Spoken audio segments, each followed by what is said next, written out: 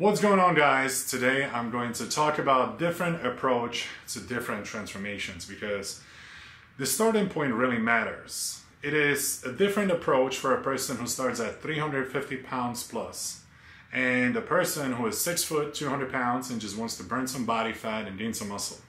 So here's how I do it. With the person who's over 350 pounds, it's obvious that the scale is an issue. The weight is a health concern. So we have to fix the weight first, regardless of their height. 350 is too much for any human. So we bring the weight down to the optimal weight. And after that, I put them on a recomp protocol, which means that I'm going to focus on burning fat and building muscle at the same time. And the weight is not going to change a whole lot. It will keep dropping because a person is still in a calorie deficit at about 30%. However, it is not as rapid change in the scale as it is with my weight loss protocol. When a person is 200 pounds and they want to lean out and build more mass, I'm not going to bother with the weight loss program because obviously 200 pounds at 6 foot is not a threat to their life. They're perfectly fine. They just need to increase the composition, improve basically the composition, so increase the muscle mass and drop the body fat. So how do I do it? With the overweight person, I put them on a calorie cycling as I described in my book, Weight Loss Without Plateau. It's available on Amazon. You can go through it, read it, all the calculations are there. So I'm going to put them on 5 days a week, OMAD, carnivore, deeply in a calorie deficit, usually somewhere at 500-600 below the basal metabolite rate. They eat 1 meal a day, they eat carnivore, no carbohydrates whatsoever, and we practice some dry fasting overnight. Now on the weekends, however, I'm going to completely break all the rules from the week. The point is to show the body something totally different than what it was used to during the week. That's how you prevent the plateau.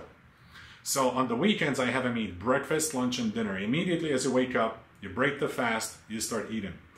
Now for lunchtime, you eat again, then you have some pre and post-workout carbs. Sometimes I don't put them in there, really depends on the case.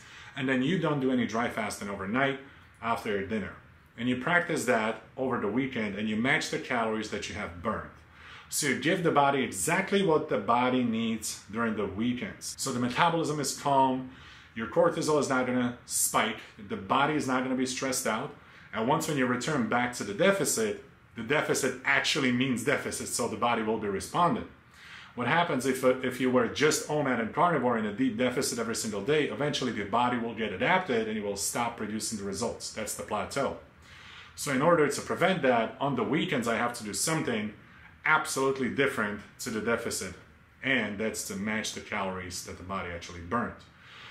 Now I'm going to have everybody walk about 15,000 steps a day. That's a minimum. There is a difference, a big difference in the results between 15,000 steps a day, 20,000 steps a day, and those who really want to push it and get very fast results go up to 25,000 steps a day. Every 5,000 steps that you add will produce more and more results. Now, of course, you can start at 15,000, so your body gets used to it, so you're not sore. Eventually, ramp it up to 20, and if you still have time in a day to do extra 5, you ramp it up to 25,000. At that point, the body's changing almost daily. It's a beautiful, beautiful process. I had a conversation with many of my clients. They say the same thing. There's a big difference between 15,000 steps and 20,000 steps a day. So walking is absolute necessity in my programs for people to achieve phenomenal results. Now, in terms of diet, some people are animal-based, some people are carnivore. Really depends on their preferences. I have people who will not stay carnivore forever, and then I have people who will never eat carbohydrates. So I can work with both. Those people who are on animal-based, I give them some carbs, some berries before and after the workout. Depends on the calories. If I have a budget, I throw some honey in there too. Those people who are carnivore, they don't get pre and post-workout carbs. We just focus on the animal products. So when the weight loss is over, and let's say we get this person from 350 to 220, and that's exactly a perfect body weight for them. Then I'm going to put them on a recomp protocol, which means now I'm going to put them in a 30% deficit, and at that point I use Fitbit or Apple Watch or Garmin or Samsung Watch, some of this stuff. Pretty cool stuff. It's pretty smart. I don't think these watches get enough credit because the data they provide might not be 100% accurate, but I can work with that. I can work with that, and I can structure the plans where people will be getting phenomenal results. So when people wear their Fitbit for a couple days, it shows them that they burn about 4,000 calories a day. So I calculate 30% deficit, and I'll put them on a proper calorie intake on daily basis. That's in a 30% deficit.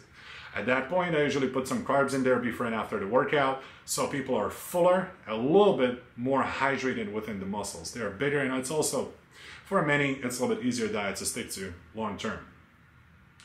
They're still walking, they're still doing their steps, and also, if you have access to sauna, you can use as much sauna as you want to. Every single day, anytime you have time in your schedule, you can use sauna. Usually I recommend right before bed to squeeze out extra water retention from the whole day. So this is the difference between two different protocols and two different approaches that I have. They work like a clock. I got over 1,400 transformations done with these protocols, and people are very, very happy with the results. If you're not sure that you can handle this on your own, I'm always open, always have open spots in my coaching program, so you can just message me on a Facebook Messenger or on my Instagram, DM Trainer, and I'll get you started. That's it for today, guys. Hope it helped. I'll see you in the next video.